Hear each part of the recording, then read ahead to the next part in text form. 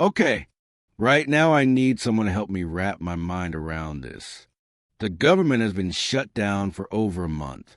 The FAA has ordered the airlines to cut the number of flights because the air traffic control system is understaffed due to the shutdown. This will have a huge impact on domestic and international commerce. But wait, why is the government shut down?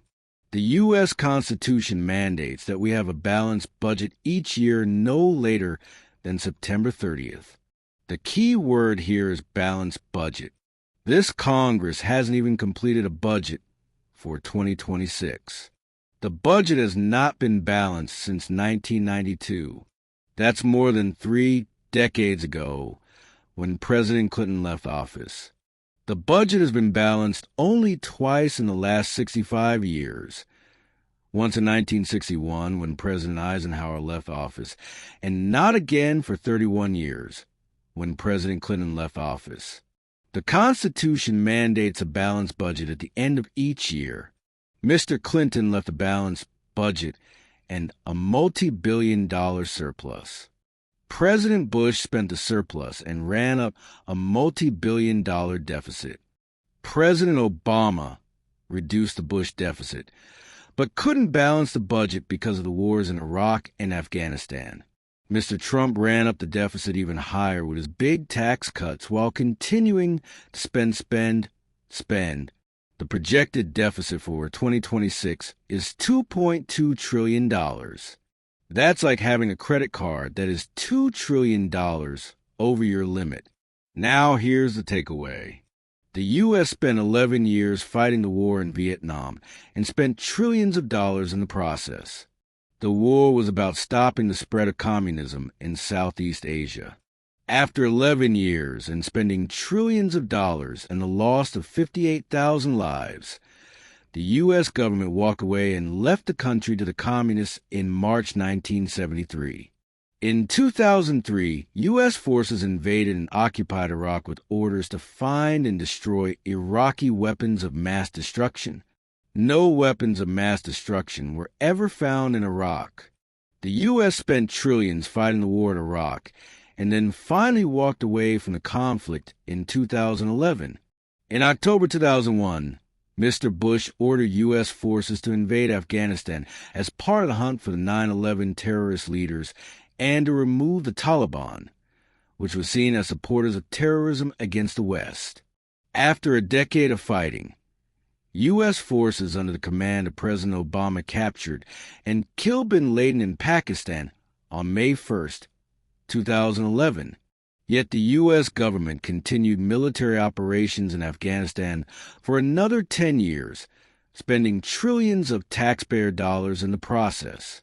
Then in 2021, after many of the Taliban prisoners held at Guantanamo Bay had been released and returned to Afghanistan, the U.S. agreed to cease all offensive military operations. Taliban forces moved back into the government, and U.S. forces agreed to leave the country. Now here's the absurdity of the government shutdown. The two parties are fighting about food stamps and health care for the poor. I repeat, they are fighting about paying for food stamps and funding health care for poor. After spending trillions and trillions of dollars in these needless wars in Vietnam, Iraq, and Afghanistan, the President and the Congress have shut down the government and are deadlocked over paying for food stamps and health care for poor people. There is no war in Vietnam. There is no war in Iraq. There is no war in Afghanistan. So where the hell is the peace dividend? Why is there no money to pay for food stamps so that American taxpayers can eat? Why is there no money for poor Americans to go to a doctor when they get sick? Why do we, the American people, put up with this kind of silly dog and pony show every year? It is our constitutional right to have a balanced budget, not a $2.2 trillion deficit. For 11 long, bloody years, they never shut down military operations in Vietnam. For 11 long, bloody years, they never shut down military operations in Iraq. For 21 bloody years, they never shut down spending or military operations in Afghanistan. Then in each case, after spending trillions of taxpayer dollars, the U.S. government walked away and gave the countries back to the enemy. The president and his party claim they don't want to pay for food stamps or medicine for poor people. Yet, one of the first things Mr. Trump did after taking office was to grant Boeing Aircraft a $20 billion contract to develop the next generation of fighter jets. Why are we spending $20 billion to build a new fighter jet? Are the people we bombing complaining? The U.S. military haven't used fighter jets since the war in Vietnam. The insurgents in Iraq and Afghanistan had no airplanes. So all those new multi-million-dollar jets we bought from Northrop Grumman and Boeing have been sitting on the tarmacs and in their hangars for all these years. I'll never forget that when U.S. forces left Vietnam, multi-million-dollar helicopters were thrown off the sides of aircraft carriers into the sea. And we left billions of dollars worth of military equipment in Vietnam, Iraq, and Afghanistan. These new fighter jets that we're spending $20 billion for will be obsolete before they roll off the assembly line. That contract is nothing but a $20 billion gift to the military-industrial complex. The Russians and the Ukrainians both use drones in the war in Ukraine. No fighter jets. Today, U.S. forces have the world's most sophisticated stealth fighter jets.